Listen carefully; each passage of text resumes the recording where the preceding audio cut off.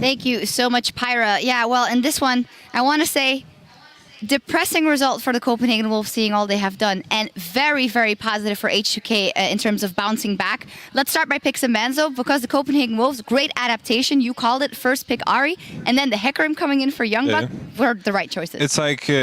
it seems like Europe hasn't really adapted to like the themes on Holy Grail thing, so they're kind of stepping back to the old picks like Ari, and Ari is still a fine pick, slightly nerfed but still fine.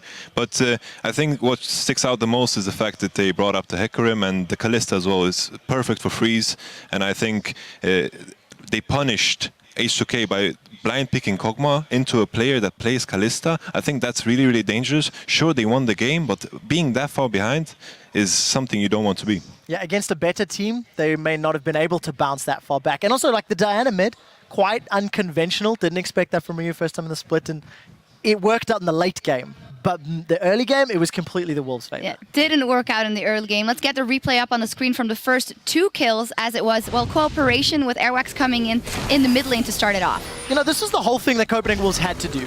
They picked early game champions, they picked strong laners, and we always knew the Wolves had the ability to make great plays. Airwax even interrupting the body slam there was well played. So Sora's going to pick up the kill on Lulix. The most impressive thing is the kill that's about to follow. Youngbuck has struggled all split long.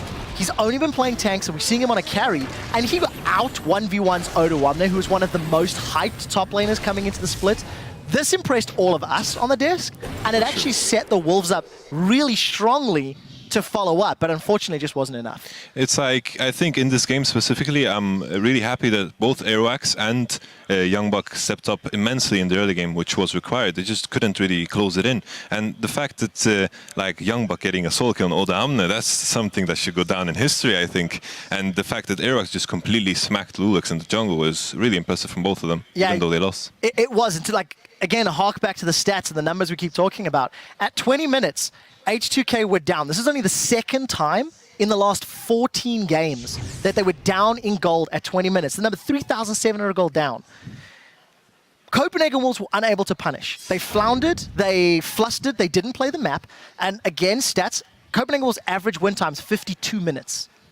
It would have taken another 32 minutes for Wolves to close this game out. You don't give Maokai, Kog'Maw, Diana another 32 minutes. Otherwise, this result happens. Yeah, definitely. And great adaptation by H2K. Although there was one TP in the mid lane from Odoamne that was a little wonky. I think they were finding their footing right after. They just do get incredibly decisive in the team fights. Let's get one of the decisive team fights up on the screen. Also showing how Freeze, how much CS he is up. It doesn't really matter. We can take a look here. Youngbuck is pushing in on Casting. Once again, like, even though like Youngbuck is overcommitting here, Casting is playing it out perfectly. I think in every team fight in this game, he's just been playing it wonderfully. Odoamne is zoning out Freeze once again. Youngbuck taking too much damage because he's simply overextending into the team fight. He's basically providing with no pressure because Freeze is not doing damage during this time. And Ryu once again doing phenomenally in this team fight, zoning out, and Freeze, once again, the fed guy on the team, is not doing any DPS. And that's a problem with Kalista. She falls off immensely compared to Kog'Maw. Yeah, and one thing I also want to highlight, in the previous game, Copenhagen Wolves ran the Juggernaut comp, and they were picking incorrect team fights, maybe showing a little bit of inexperience in the team comp. This particular series, Youngbuck playing Hecarim, he had 2 or 3 teleports that were kind of like awkward. Again, showing inexperience. The way this team fight started was with Youngbuck TPing in, with an engage on Slaughter Shallows, and the team fight was not great for how the comp was supposed to work.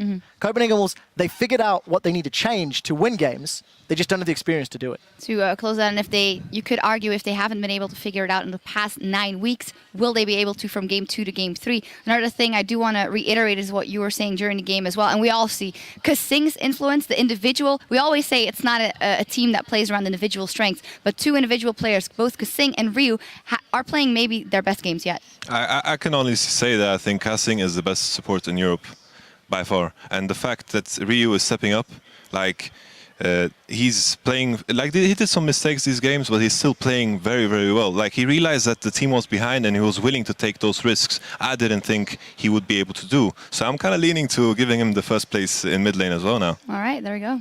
It's hard to argue. Yep. These games, Ryu, the last 2 team fights, finding Freeze, shutting him down, Kasing saving everybody over and over. I high-five and support that call. Yeah, and final thoughts about maybe the first 2 games we've seen.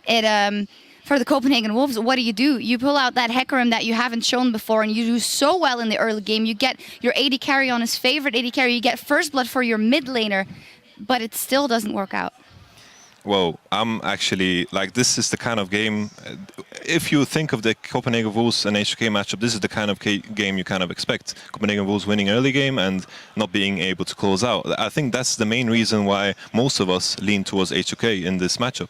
Yeah, I agree, and I think if you're Copenhagen Wolves, you have to just throw all caution to the wind. You're down 2 games in the series, you've still got a spot in the summer split. There's literally nothing to lose. You've been thoroughly beaten. Now throw all of it out the window and just go crazy. Yeah, we'll see if they do that in Game 3. Before we take a break, though, to set up for that Game 3, we want to take a minute to hear from you guys at home. As earlier today, we asked you which quarterfinal team has the best chance at going to the finals. And wow. Well, here's what you think in any case. Our first tweet comes from @VictorKawe. Gambit all the way. They can keep their composure and go for a hot streak. Each player's performance can inspire each other. You called Unicorns of Love as the outsiders, though. I did, and we talked about it and think about it. Gambit as a team, I think, have the ability to get to the finals, but they need to fix a lot of trouble. And what we've seen from them, every single one of their lanes has stood out at one time, which is why they're in the playoffs. Now they need all of them to shine together to make it to the finals. Yes. Our second tweet is from @RockTheCasbah. H2K has the coach of the split in their back pocket and the individual player talent to adapt to a multi-game series. I couldn't have summed it up better, Jacob. That was perfect. Yeah. We should hire this guy. But like, it's your first time on the desk.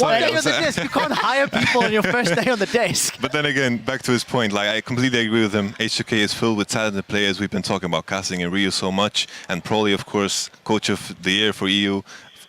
Coach of the split, there you go. Probably coach of the year as well, seeing as I've said that H2K is a team that is going to continue to grow simply because already they're trying to adapt to the highest class of play, which is really elegant, and I like the way that kind of play style is coming up. And the most durable way of playing and winning in the end. And as always, we appreciate you guys chiming in, so keep doing that. Tweet @LEsports and use that hashtag LCS, and we'd like to hear from you throughout the entire day. Now, as we head into a break, the question is, can the Wolves avoid getting swept in 3? We'll find out right back here in just 3.5. We went into this best of 5 knowing very well that we were probably going to lose the first one, with the purpose of scouting them. Now it's our turn. The flash and the dash, but it gets blocked. Soren is there. He's nice flash charm. This is gonna be first blood. There's no tower to fall back to. Freeze Unlimited coming in as they take down Hjarnan. They rip through Lulex.